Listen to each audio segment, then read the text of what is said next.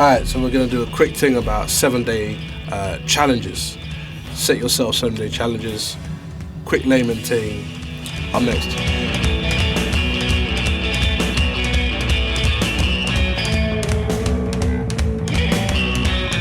So the first thing is to make your simple grooves sound amazing. Now, simple grooves, I love simple grooves. Some of you might be watching this in your socks and pants thinking, a lie. I always see him do complex stuff. I actually do simple stuff too. But sometimes I just like add a little flavor to it. What I demonstrated in the video was that you can use ghost notes. Just even one ghost note. So you know, you're playing a groove, and that's it. Like just adding a little ghost note in, just offsetting the kick, offsetting the snare, whilst keeping the hi-hat nice and simple. Just adding a ghost here or there makes it that much more interesting. Sometimes you don't even need to do that, but just know when to do it. That's the key. That's what great players know how to do. They know when to put it where, you know what I'm saying?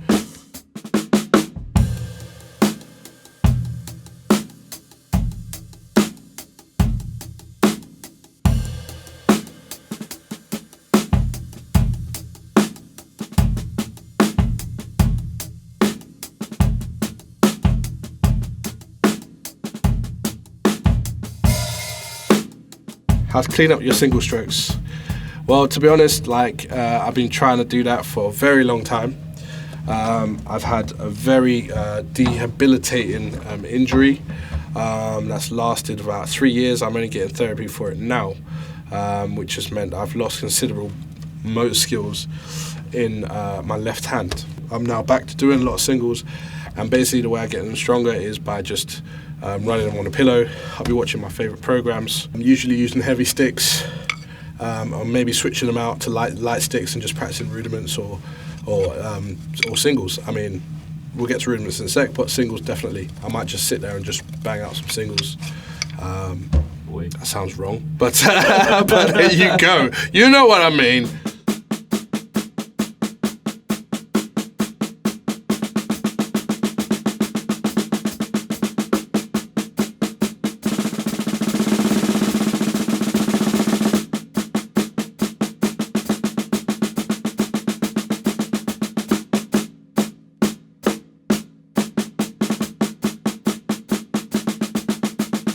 Paradiddles matter to me because I like to put them in grooves. Sometimes just a smidgen of a paradiddle to make people go, that's tasty.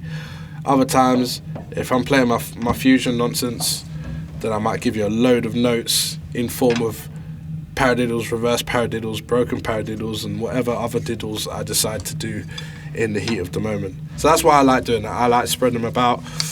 That sounds wrong too, but I like putting them about the kit and and making sure that they sound funky. So yeah, there you go. There's that.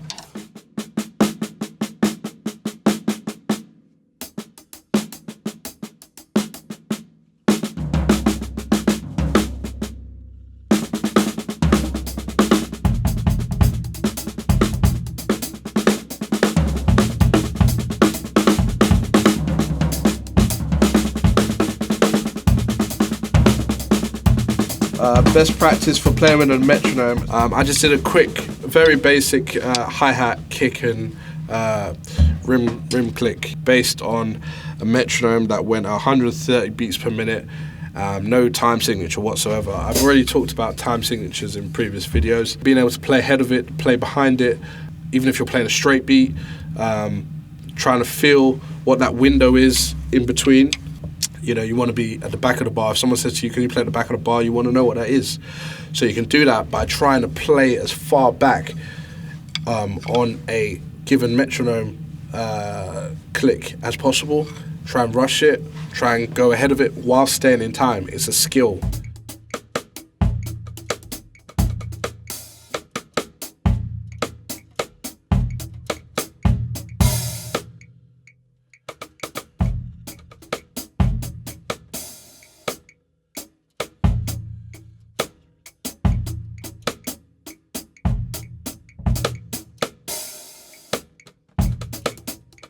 All right, again, due to what's gone on with my left hand. So I'm trying to actively just get that hand strengthened. There's actually something I got in my pocket. So basically it's this little hand grip thing. I got mine from Amazon, and they give you a pack, and they've got different levels. So this is level 2, 8.8 pounds of pressure. Not as fast as you can, but nice and slow. It burns, and this has helped me out a hell of a lot, regain a lot of motor skills in my left hand. Beyond that, I use a really heavy stick, doubles, singles on the pillow, bang, bang, bang, bang, bang, bang. Just literally just try and keep it as much as possible. Go in, when I start to feel the burn, I keep it, relax, come back to it, just try and get that back on track. You know, try and get it to become, you know, almost even. It's never gonna be perfectly even, but there you go.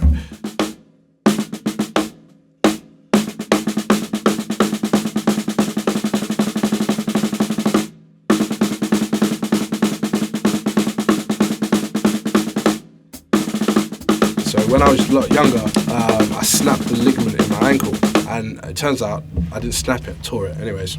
So I had to relearn how to get my foot up to speed. I relearned playing heel down. There was a lesson that Dennis Chambers had, or not, it wasn't a lesson, it was in his video. He said he set the pedal chain on nothing, so he's just working literally off the inertia of the pedal, you know, no spring, and that's really cool. It's really hurts, but and I also try and work with a metronome. So basically I've got a hi-hat there, and I, you know, put some quarter notes or eighth notes depending on what it is, quarter notes basically, and I try and place the kick before and after, put groups of 3 or 2 doubles. I'm not the fastest guy by any means. I'm just a dude who likes to just add a little bit of flavour on a bass drum every now and then. So this has helped me do that.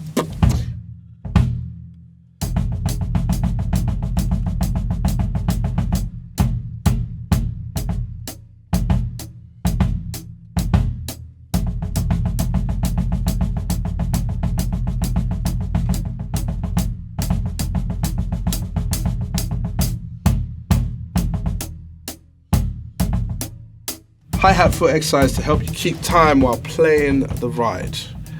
Again, displacement. I really like displacement.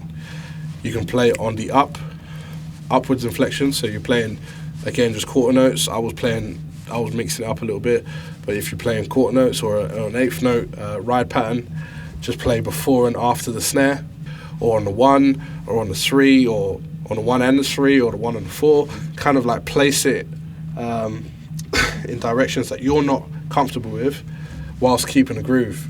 And they don't have to be anything too fast or odd time or whatever, just enough for you to have fun with at first. And you know, it's going to be a bit of a brain blast for some of you, but boy, like, you want to learn something new, it's what it's about. I don't feel sorry for you. Go and do it.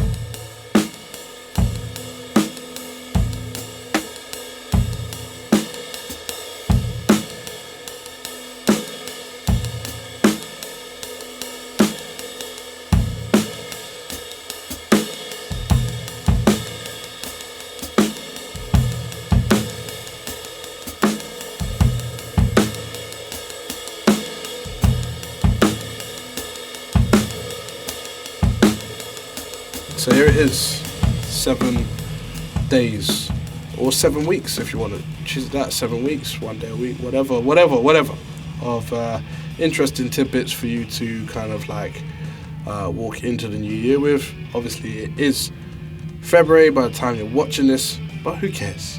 It's the beginning of the year. Let's try to get better together, and you know, try and improve ourselves to the point where we can not be crap. All right.